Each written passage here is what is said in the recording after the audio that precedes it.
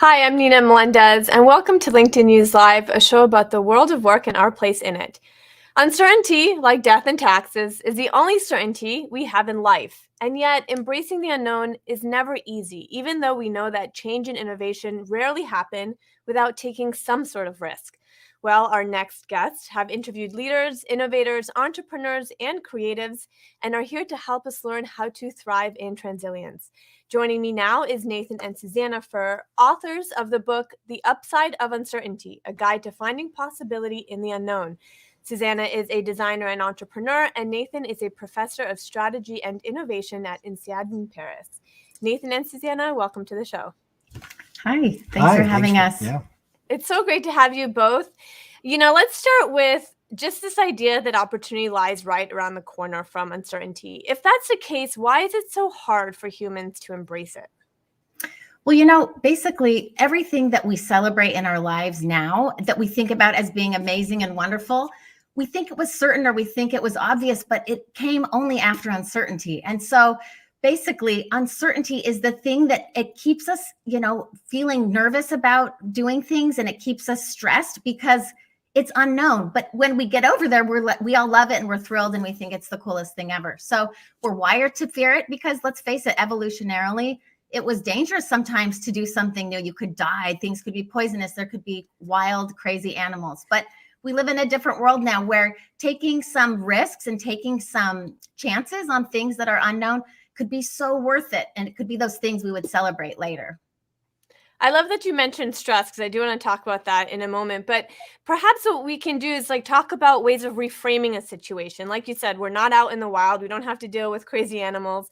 How can we reframe a situation so that it doesn't feel like uncertainty, but it feels like a possibility?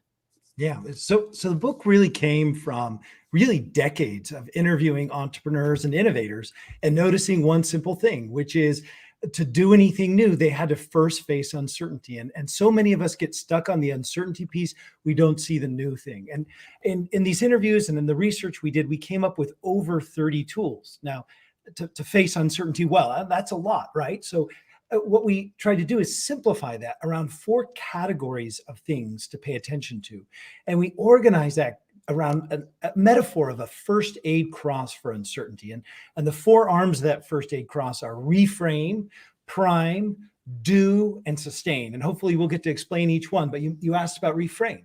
And what that is about is it's actually based on a very well-established psychological mechanism, which is very simply, we are wired to fear loss and we're wired to seek gains. Why is that important?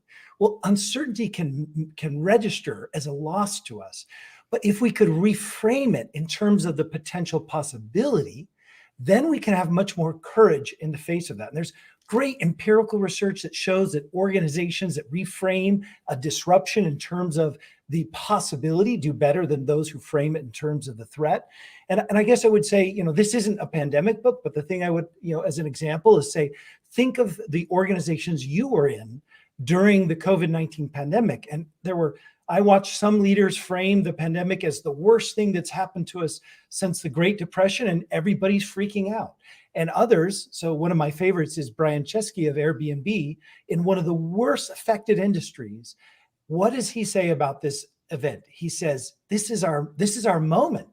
Great companies are forged in moments of crisis.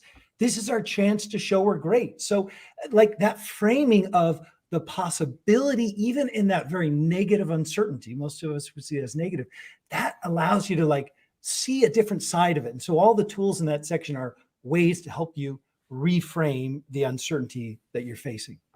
Right, reframing, how are we going to do a live show? And now look, we do live shows where it can be completely remote, and we're interviewing people who are you guys in Paris right now? Or yeah. We're in Paris. So there hey. we go.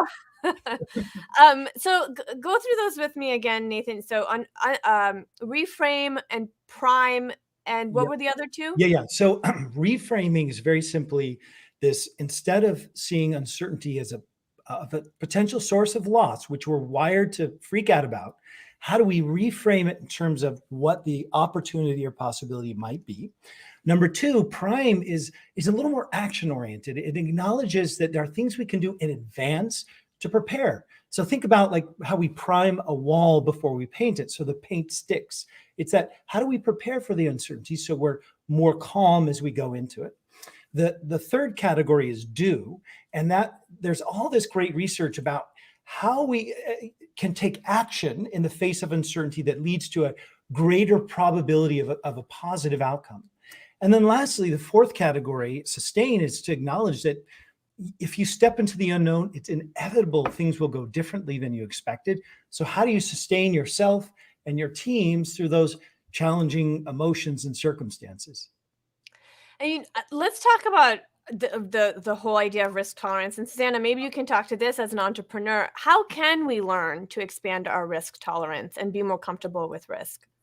So I love that question. And actually, what's so fun to know that one of the people we interviewed was a mentor of Nathan's, Tina Seelig, and she was able to show us that there's tons of kinds of risks. Sometimes we think there's one kind and we're either good at it or we're not. And so first, we really recommend people do a riskometer. So kind of get to know yourself. Like, what kind of risks are you actually comfortable with? We'd call that an affinity zone.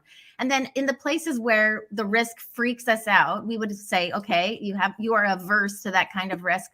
You can do things to help yourself by taking little small baby step risks in that zone to kind of like fortify yourself, to feel like, hey, whoa, I did that. And you know, there's lots of different ways to do that. But also sometimes we don't realize that we're actually pretty good at certain kinds of risk. And so it would be something that we should kind of step out a little bit more boldly in those areas. So, you know, the metrics could be financial risk, physical risk, social risk, emotional risk. And if you have clients or you're in a company, it would be more like, okay, what's my risk around my employees or my customers or even my product? And when we are willing to kind of get on the frontier of some of those zones that maybe we're stepping back from, a lot more possibility comes into view. I want to say hi to some members who are joining us from, in fact, all over the world. We've got Kiko from Tanzania, Penny from Toronto, Barley from Washington, Liam from Raleigh, and Bolade from London. So thanks for joining us. If you have any questions for Nathan or Susannah Furr, please put them in the stream and we'll get those answered for you. You know, you write that too much uncertainty can be a bad thing. Can you explain how taking a leap of faith doesn't necessarily mean going all in? Yeah. We want to be clear. We really try to address two types of uncertainty. There's the uncertainty you choose, say when you go to a new job or do a new venture. And then there's the uncertainty that happens to us. Great example, we talked about the pandemic.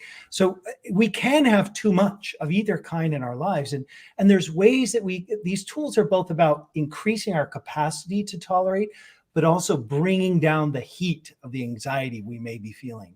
And so there are things we can do to balance out the uncertainty in our lives by creating certainty in other respects. So like a lot of the innovators we studied who did really amazing, risky things, they actually had remarkably stable lives at home. But in addition to that, you bring up one of the big myths of innovation and entrepreneurship, and that is that to be successful, you have to go all in. In actuality, if you look at the research, it shows that hybrid entrepreneurs, those who start their venture on the side while they're working, paying their bills, are actually more successful. Why? Because they have more runway to figure things out. And so that's like a great guide. We saw that over and over and over. It's much better to start your thing as a side project, even though it can be challenging. And that kind of what we actually, it was a Nobel Prize winner who he told us about how he did this with his students. He said, you know, you need to have these options in your life, these personal, real options, so that you get certainty out of the portfolio of certainties. And I guess I would just say, so the message is you don't have to go all in.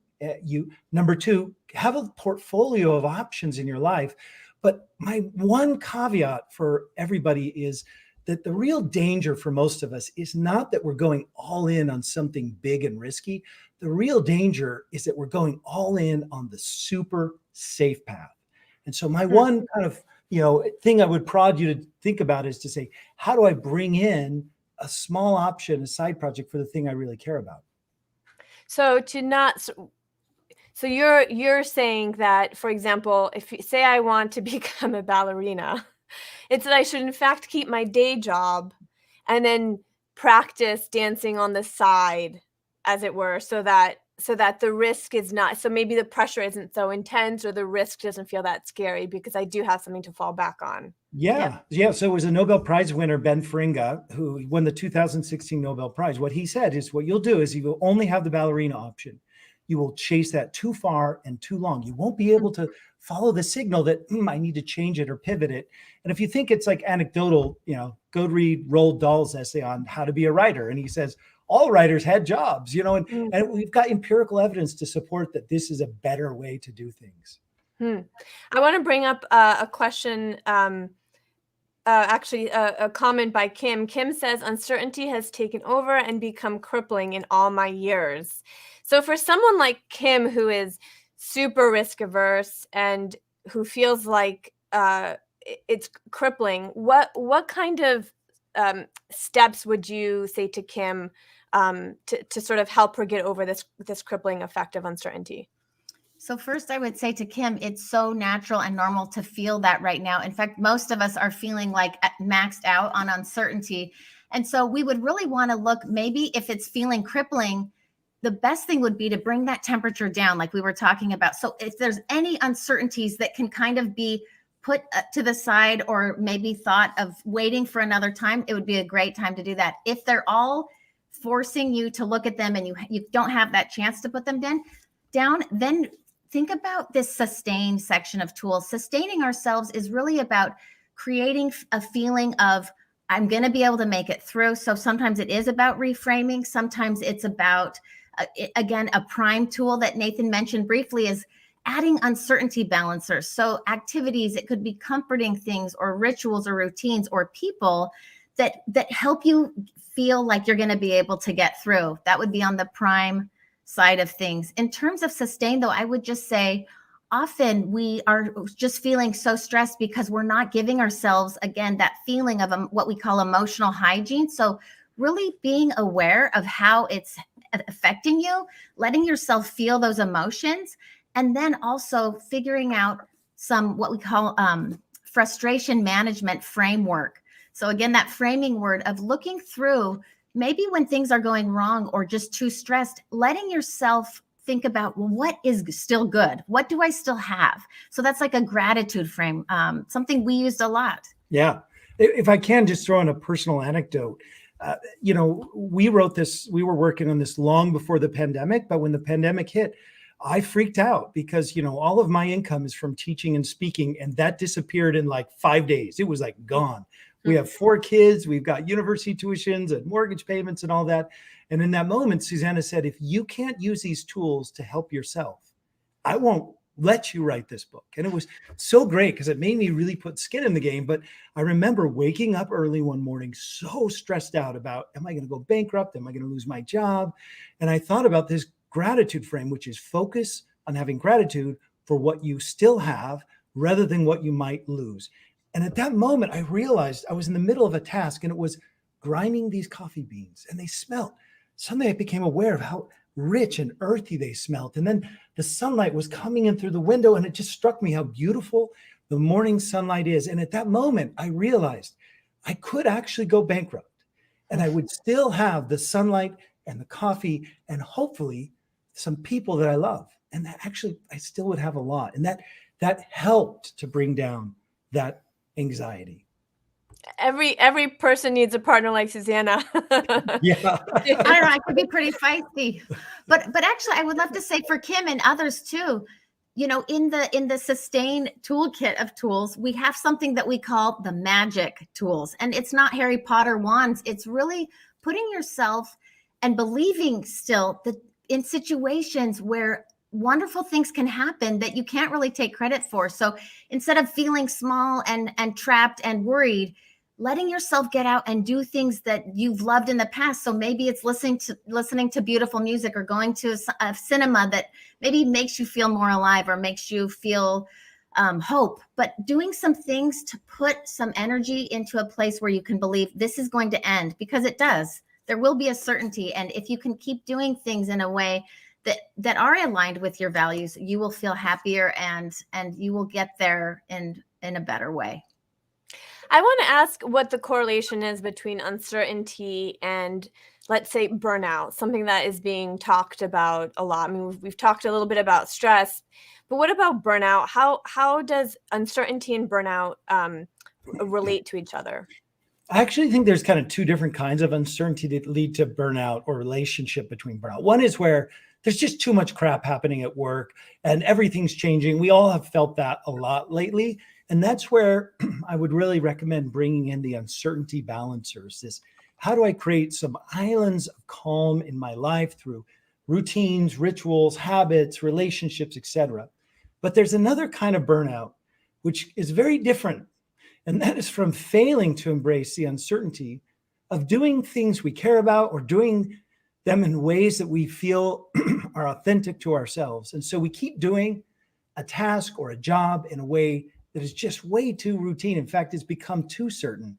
And in that case, we really need to either inject some uncertainty into what we're doing by asking, well, how could I do this differently? How could I even reinvent the game of what I'm doing?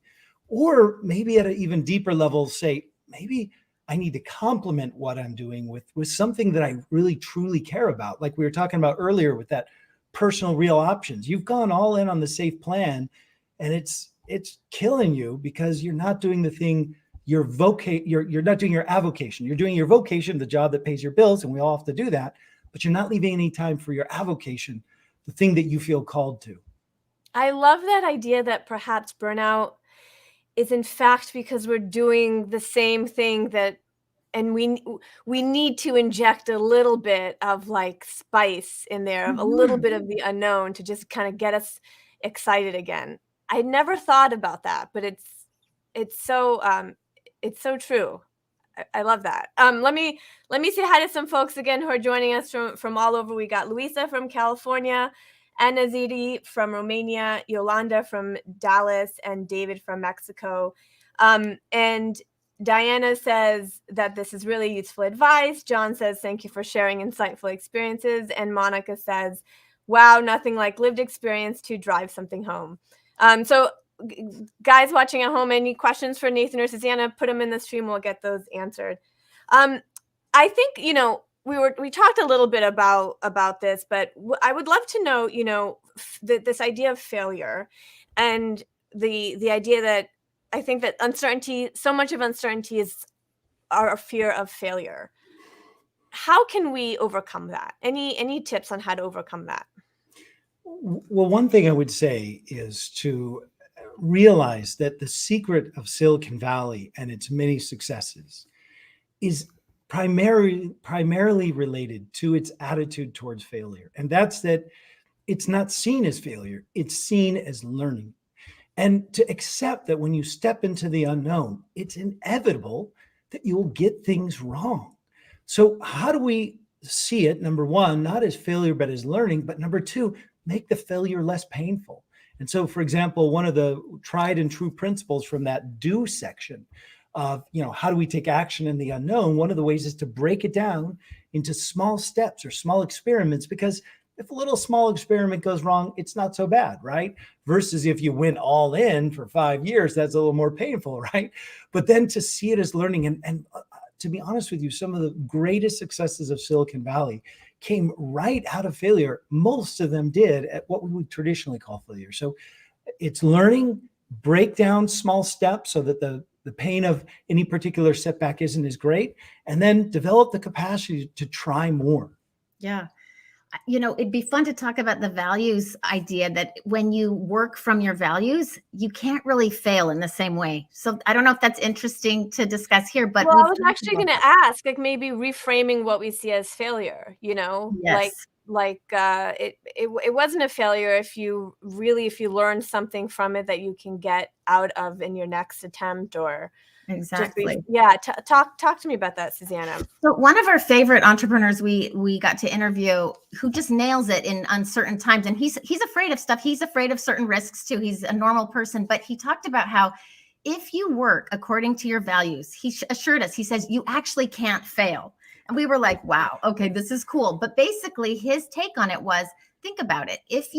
So for him, he has done lots of cool startups, kind of software related. So he's done Ruby on Rails, and Basecamp. And he most recently did an email platform that was really cool. But he basically said, after 2 years of doing this email platform, there was this moment where it was going to maybe be just dashed right as it was before it launching, because there was going to be some trickiness around the payment and stuff with, I think it was Apple that was going to kind of trash it. Anyway, the point is, he found, whoa, let's remember, did we deliver on our values? And the values for him are simple. It's write great software, treat my employees really well, and be ethical in the marketplace. And so for a few nights, he didn't sleep as well. He said, I was stressed, but I knew even if this thing crashes and we've spent millions of dollars on this, at the end of the day, we totally performed this according to our values, and we'll take what we learned and go on and do something else great.